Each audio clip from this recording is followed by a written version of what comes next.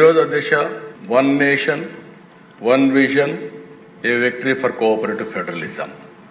నేను ఈ మాట ఎందుకు వాడుతున్నానంటే, ఓసారి కొంతమంది ట్యాక్స్ రిఫార్మ్స్ అంటే మన అధికారం పోతా ఉంది, మనం కూడా ట్యాక్స్ వేసుకోవచ్చు, ఎందుకు ఈ ట్యాక్స్ వేసే అధికారం వేరే సెంటర్కి ఇస్తున్నారు, ఇలాంటి నాకు కూడా చాలా మంది ఇంటలెక్చువల్స్ కూడా చెప్పారు, మీరు అధికారం కోల్పోతున్నారని.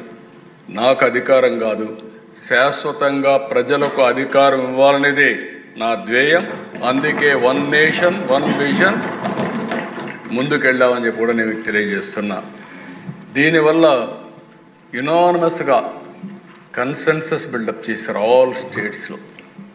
రెండోది ఒక పొలిటికల్ మెచ్యూరిటీ ఏదైతే ఎన్డీఏ గవర్నమెంట్ చూపించిందో, ఎక్కడా డిసెంట్ లేకుండా అన్ని రాష్ట్ర ప్రభుత్వాలని కన్విన్స్ చేసి రిఫార్మ్ తీసుకొచ్చారు.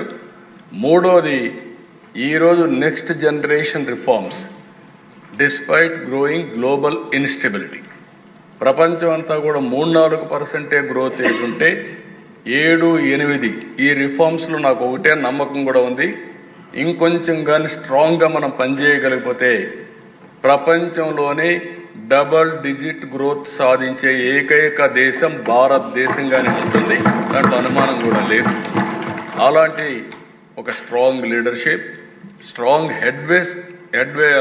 విండ్స్ కి వ్యతిరేకంగా కూడా ఈరోజు ఆయన పనిచేసి ముందుకు పోయే పరిస్థితి వచ్చింది.